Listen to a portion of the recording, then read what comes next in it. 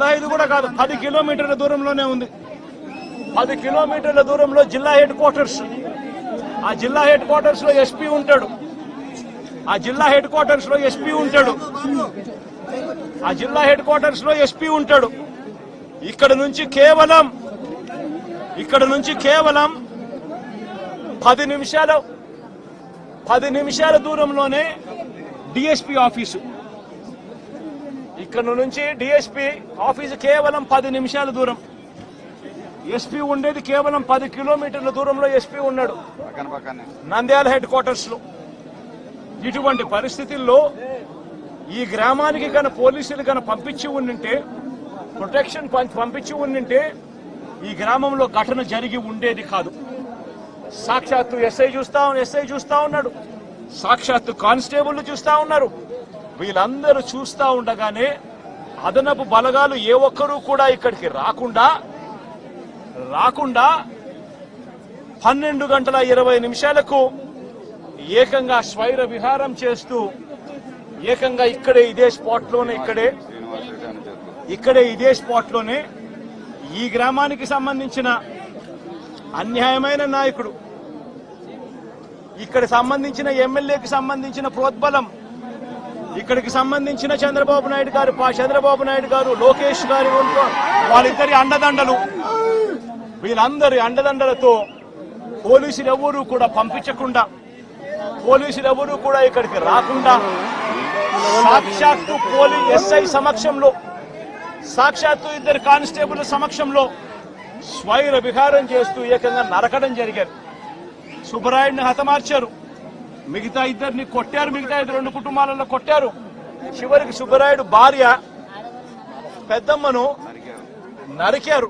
ఆ యొక్క గ్రామ పెద్ద ఎవరైతే ఉన్నారో ఆ శ్రీనివాసరెడ్డి ఆ యొక్క వైఎస్ఆర్సీపీ నాయకుడిని, ఆ నారపరెడ్డిని, ఆ ఎస్సీలకు సంబంధించినటువంటి ఆ భూమిని, ఆ లీజు ముగిసిపోయింది కాబట్టి వారి భూమి వారికి వెనక్కి తిరిగి ఇమ్మని ఆ గ్రామ పెద్ద శ్రీనివాసరెడ్డి ఆ వైఎస్ఆర్సీపీ నాయకుడు నారపరెడ్డికి చెప్పినటువంటి పాపానికి ఆ వైఎస్ఆర్సీపీ నాయకుడు నారపరెడ్డి ఆయన అనుసూయులు ఆగస్టు 3వ తేదీన శ్రీనివాసరెడ్డి వాళ్ళ కుటుంబ సభ్యులు వాళ్ళ సోదరుల ఇంటి మీద దాడి చేసినటువంటి పరిస్థితి కూడా ఈవేళ రికార్డ్స్లో అన్నిట్లోనూ ఉన్నటువంటి పరిస్థితి.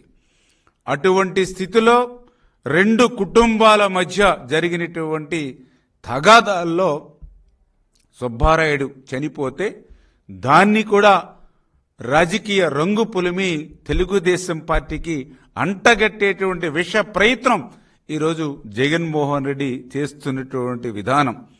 ఎందుకంటే మొన్న కూడా మనం చూసారు, ఏదైతే మరి గుంటూరులో కూడా 2 రౌడీ షీటర్స్ మరి కొట్టుకొని మరి ఒకరు చనిపోతే అది కూడా ఏ రకంగా అయితే మరి తెలుగుదేశం పార్టీకి అంటగట్టాలనే ప్రయత్నం జగన్మోహన్ రెడ్డి చేసి ఏ రకంగా అయితే విఫలం చెందాడో, మళ్ళీ ఈరోజు నంద్యాల మరొక డ్రామాకి ఈవేళ జగన్మోహన్ రెడ్డి తెరదీసినటువంటి పరిస్థితి.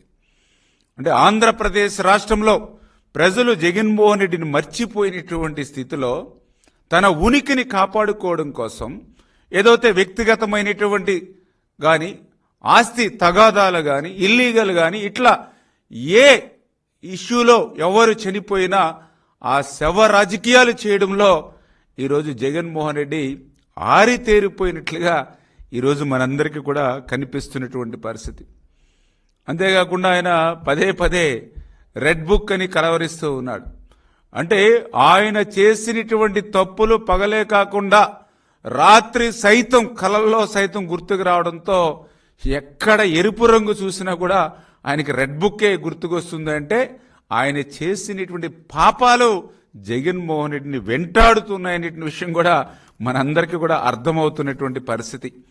అంటే నేను అడుగుతూ ఉన్న జగన్మోహన్ రెడ్డి గారిని, మరి ఆ రోజు నీ 5 సంవత్సరాల పరదాల పాలనలో, నీ 5 సంవత్సరాల మరి 144 సెక్షన్ల పాలనలో, నీ 5 సంవత్సరాల 30 యాక్ట్ల పాలనలో, నీ 5 సంవత్సరాల బ్యారికేడ్ల పాలనలో మరి నీకు గుర్తు రాలేదా? ఆ రోజు డాక్టర్ సుధాకర్ని నడి రోడ్డు మీద కర్కసత్వంగా మరి చంపినప్పుడు ఎందుకు నువ్వు పరామర్శకి పోలేదు? ఏదైతే ఒక దళిత బిడ్డ ఆ రోజు సుబ్రహ్మణ్యం ఒక కారు డ్రైవర్, మరి ఆయన్ని కిరాతకంగా హత్య చేయడమే కాకుండా హత్య కావించబడినటువంటి సుబ్రహ్మణ్యంని మరి కారులో డోర్ డెలివరీ చేసినటువంటి పరిస్థితుల్లో మరి ఆ రోజు నువ్వు ఎందుకు పరామర్శకి పోలేనటువంటి పరిస్థితి? ఏదైతే సొంత బాబాయ్ గొడ్డలి వేటుకు గురైనప్పుడు మరి నువ్వు ఏదైతే నీ చెల్లెలు ఎవరైతే ఫిర్యాదుదారుడు ఎవరైతే ఉన్నారో, బాధితురాలు ఎవరైతే ఉన్నారో, మరి ఆ సునీత పక్షాన కాకుండా ఎవరైతే ముద్దా ఎవరైతే ఉన్నారో అవినాష్ రెడ్డి పక్షాన మరి నువ్వు ఎందుకున్నటువంటి పరిస్థితి? పల్నాడు విక్రమ్ కర్కశత్వంగా హత్య గావించి ఉన్నప్పుడు మరి ఎందుకు నువ్వు పరామర్శకి పోలేనటువంటి పరిస్థితి? ఎవరైతే జల్లయ్య, తోట చంద్రయ్య, మరి ఇటువంటి వారిని అందరినీ కూడా నరి రోడ్డు మీద మరి హత్య చేసినప్పుడు మరి ఎందుకు ఈ పరామర్శలకి నువ్వు పోలేనటువంటి పరిస్థితి? ఈ వీడియో నచ్చితే లైక్ చేయండి. అలాగే మా ఛానల్ ని ఫస్ట్ టైం కనుక చూస్తున్నట్టయితే ఇప్పుడే సబ్స్క్రైబ్ చేసుకుని పక్కనే ఉన్న గంట సింబల్ ని యాక్టివేట్ చేసుకోండి. అప్పుడే మేము పెట్టే ప్రతి వీడియో మీకు నోటిఫికేషన్ గా వస్తుంది. అలాగే ఈ వీడియో పూర్తిగా చూసినందుకు ధన్యవాదాలు.